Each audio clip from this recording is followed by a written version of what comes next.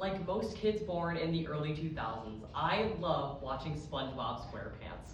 In fact, it's one of my favorite shows because as a kid with undiagnosed ADHD, it felt great to be represented by an annoying, loud-mouthed, really colorful and obnoxious blob that just would not stop talking.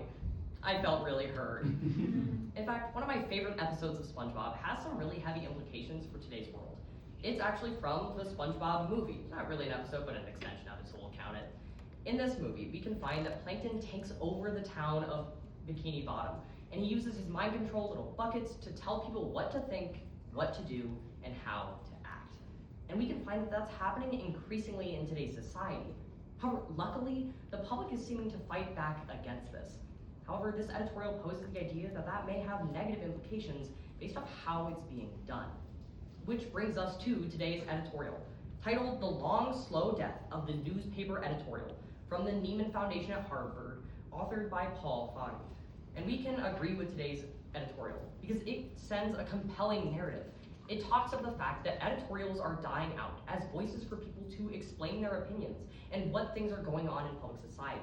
It says that the cause of this is because people simply don't want to be told what to think anymore, which, while may be an admirable thing to believe, can have negative implications when the rest of the world simply doesn't expect that.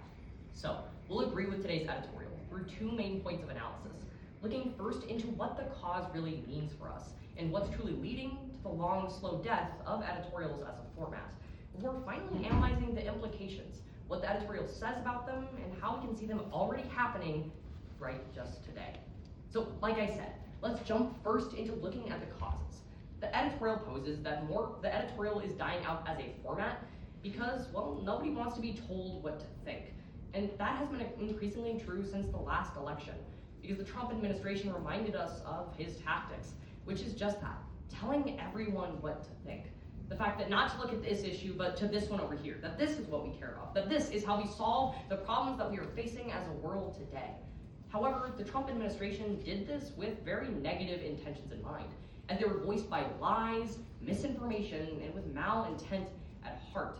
He did this to keep a hold on his power, and that led to the American public having an incredibly adequate and normal response, lashing out against this, realizing the fact that while Trump may not have been the president that we expected him to be, his actions were what we expected him to be, telling us exactly what to think, and people realize that that's not what they want.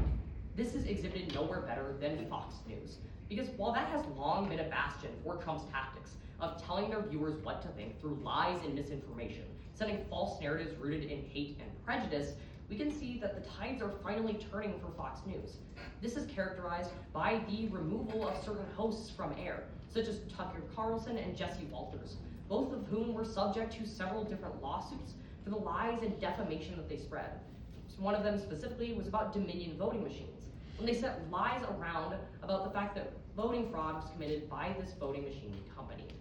He was sued because of this and removed from air, and Tucker Carlson was left for the wolves essentially, for pursuing more third-party journalism where he could tell his lies to a much smaller group of people.